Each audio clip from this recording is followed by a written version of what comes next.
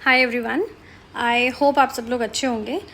दोस्तों आज जो हमारा वीडियो है ये एक बहुत ही इम्पॉर्टेंट टॉपिक पे बनने जा रहा है। That is PAR, that is pre arrival registration form. ये एक तरह का वीज़ा है हांगकांग के लिए। आपको पता होगा या फिर शायद आप इस बात से नहीं अवेयर होंगे कि हांगकांग जाने के लिए आइडियली हमें एक PAR की ज़रूरत पड़ती है। सो PAR एक बहुत ही इम्पॉर्टेंट डॉक्यूमेंट है जो कि हमें ज़रूरत पड़ता है हांगकांग जाने के लिए। It is a kind of a visa for us. Visa free है हांगकांग हमारे लिए, हमें किसी भी तरीके की और कोई डॉक्यूमेंटेशन की ज़रूरत नहीं पड़ती। सिर्फ एक सिंपल सा फॉर्म है PAR, that is pre arrival registration form, जो ऑनलाइन ईजिली अवेलेबल होता है और हमें फिल करके प्रिंट आउट निकालना पड़ता है। वेरी इंपॉर्टेंट, जब आप इसे फिल कर लें आपको प्रिंट आउट निकालना है। चलिए अब इसके आगे बात करते हैं कि हम क्या करते हैं। तो चलिए पहले बात कर लेते हैं कि कौन सी बहुत ही महत्वपूर्ण चीज़ें हैं, बहुत ही इंपॉर्टेंट चीज़ें हैं जिनका आपको बहुत ध्यान रखना है इस फॉर्म में जब आप उस फॉर्म को फिल करें। पहला, आपकी प्लेस ऑफ बर्थ जो एग्जैक्टली आपके पासपोर्ट में दी हो आपको वही भरनी है। अगर आपकी place of birth new Delhi है तो आपको दिल्ली नहीं न्यू दिल्ली सेलेक्ट करना है। और पासपोर्ट इशू कहाँ से हुआ है ये भी आपको बहुत ध्यान से भरना है। Complete address word by word जो आपका पासपोर्ट में होगा वही आपको प्री अराइवल रजिस्ट्रेशन फॉर्म में भरना है। ध्यान रखें इस चीज़। दूसरी जो कि बहुत ही इंपॉर्टेंट चीज़ है वो है, आप जब भी इस फॉर्म को फिल कर लें आपको प्रिंट आउट ज़रूर निकालना है। अगर आप बिना प्रिंट आउट के एयरपोर्ट जाते हैं तो सबसे पहले तो आपका ये जो प्री अराइवल रजिस्ट्रेशन फॉर्म है ये आपको फ्लाइट, आप जब काउंटर पे जाओगे अपने बोर्डिंग पास के लिए तब चेक होगा, सब जगह चेक होगा, इमिग्रेशन में भी चेक होगा, सब जगह।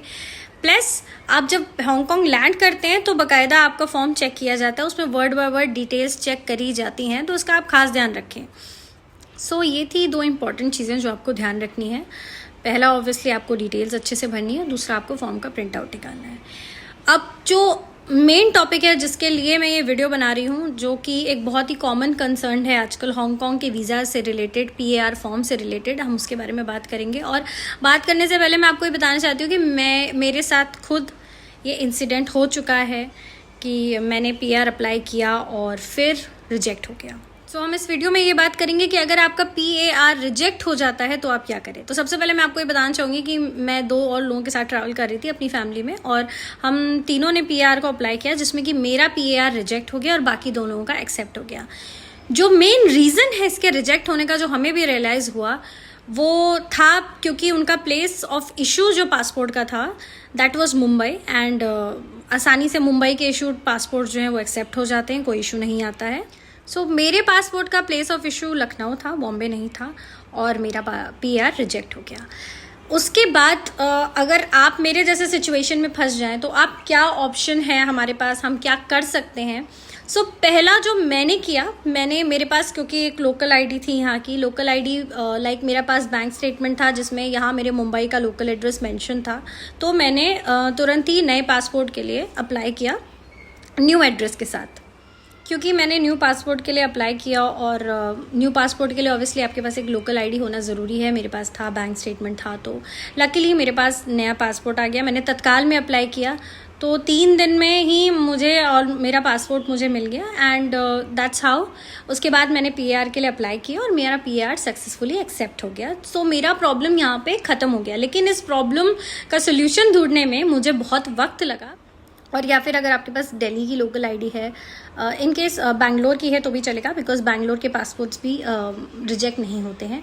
Majorly Punjab, Uttar Pradesh, Haryana, I think काफ़ी हद तक राजस्थान भी है।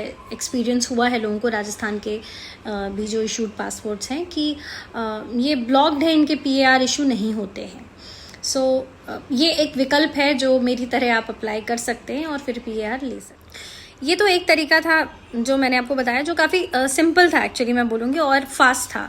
अगर आप तत्काल में पासपोर्ट अप्लाई करते हो तो ऑब्वियसली 2 से 3 दिन में पासपोर्ट आ जाता है, और फिर आप PAR तो मिनटों में आ जाता है, वो एक फ्रैक्शन ऑफ मिनट्स का टाइम है, दैट्स फाइन, वो हो गया आपका, ठीक है। अब हम बात करेंगे कि इसका दूसरा तरीका क्या है। तो दूसरा तरीका ये है कि आपको जो हांगकांग की इमिग्रेशन डिपार्टमेंट है, आपको उनको ईमेल करना पड़ेगा, और ऑब्वियसली आपको इमिग्रेशन की डिपार्टमेंट में वहाँ पे ईमेल करना पड़ेगा। आपको अपने डॉक्यूमेंट्स उनको भेजने पड़ेंगे, सब कुछ ऑनलाइन है, आपको कहीं जाने की ज़रूरत नहीं है, आपको ऑनलाइन उनको अपने डॉक्यूमेंट्स देने हैं। इस सिचुएशन में आपके पास confirm flight tickets, confirm hotel bookings होने ही चाहिए, ठीक है। आप एक बार ऑनलाइन चाहो तो प्रॉपर डॉक्यूमेंटेशंस चेक कर सकते हो कि क्या क्या प्रॉपर डॉक्यूमेंटेशन है। ये जो पूरा प्रोसेस है मतलब आपका उनको आप उनको ईमेल करोगे, आप उनको रिक्वेस्ट करोगे, आप उन्हें बताओगे कि आपका पीआर रिजेक्ट हो गया है, तो अब आपको स्टिकर वीज़ा। तो ये जो प्रोसेस मैं आपको बता रही हूँ कि आपको इमिग्रेशन को ईमेल करना है, ये एक तरीके से स्टिकर वीज़ा का प्रोसेस है। ये आपका स्टिकर वीज़ा आएगा और ये सिंगल एंट्री वीज़ा आएगा। ये एक बहुत ही इंपॉर्टेंट चीज़ है जो आपको पता होनी चाहिए। बेसिकली क्या होता है, जब आप पीआर अप्लाई करते हो तो वो आपका मल्टीपल एंट्री आता है। मतलब काफ़ी लोग होते हैं ना, वो हांगकॉन्ग के साथ मकाऊ जाने का भी प्लान करते हैं, जैसे मेरा अपना प्लान भी था। तो मुझे मल्टीपल एंट्री वीज़ा चाहिए था ऑब्वियसली, बिकॉज मैं हांगकॉन्ग से मकाऊ जा रही थी और मकाऊ से मैं हांगकॉन्ग वापस आ रही थी, क्योंकि मेरी आने जाने की दोनों की फ़्लाइट हांगकॉन्ग से बुक हुई थी इसलिए। तो PAR was a better option for me, क्योंकि वरना मैं मकाऊ जा तो सकती थी क्योंकि मकाऊ वीज़ा फ्री है हमारे लिए, लेकिन फिर हांगकॉन्ग एंटर नहीं कर पाती बिकॉज वो सिंगल एंट्री वीज़ा मिलता है। सो खास ध्यान रखें, अगर आप स्टिकर वीज़ा के लिए अप्लाई करने जा रहे हैं, अगर आपके साथ ऐसा इंसिडेंट हो जाता है तो आपको सिंगल एंट्री वीज़ा मिलेगा 90%। सो ये पूरा जो मैंने आपको प्रोसेस बताया कि आपको ईमेल करना है, उनको बताना है कि आपका पीआर रिजेक्ट हो गया है। आप चाहो तो फॉर्म भी अटैच कर सकते हो, और आपको स्टिकर वीज़ा चाहिए होगा, वो आपको डॉक्यूमेंट्स मांगेंगे, फिर आपको सारे डॉक्यूमेंट्स देने हैं। लाइक मैंने जैसे बताया, आपको confirm flight tickets, confirm hotel booking से तो आपको देनी है, आपको शायद आइटिनरी भी उनको देनी पड़ेगी, ठीक है। ये चीज़ें हैं जो आपको उन्हें प्रोवाइड करनी पड़ेगी। ये पूरा प्रोसेस कंप्लीट होने में आप 1 महीने से लेकर 1.5 महीने तक का वक्त पकड़ के चलिए। सो ये 2 तरीके हैं, अगर आपका पीआर रिजेक्ट हो जाता है तो आप कैसे अपना इधर आप पासपोर्ट का प्लेस ऑफ इशू चेंज करवा सकते हैं मेरी तरह, या फिर आप स्टिकर वीज़ा के लिए अप्लाई कर सकते हैं। गाइज, मेरी आपसे बहुत ज़्यादा रिक्वेस्ट है कि अगर आप हांगकॉन्ग की प्लानिंग कर रहे हैं, आप पीएआर 6 महीने पहले अप्लाई कर सकते हैं।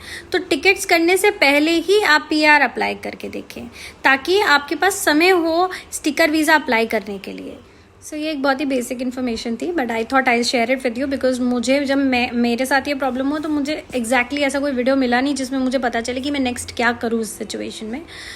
सो अगर आपको इससे रिलेटेड और कोई भी इन्फॉर्मेशन चाहिए हो तो आप प्लीज़ मुझे कमेंट करके पूछ सकते हैं, क्योंकि मैंने ये प्रोसेस पूरा किया है एंड ऑब्वियसली एक्सपीरियंस किया है। So I thought I share it with you and and that's all about this video. और कोई भी सवाल हो तो आप कमेंट सेक्शन में पूछ सकते हैं। Thank you so much, bye bye.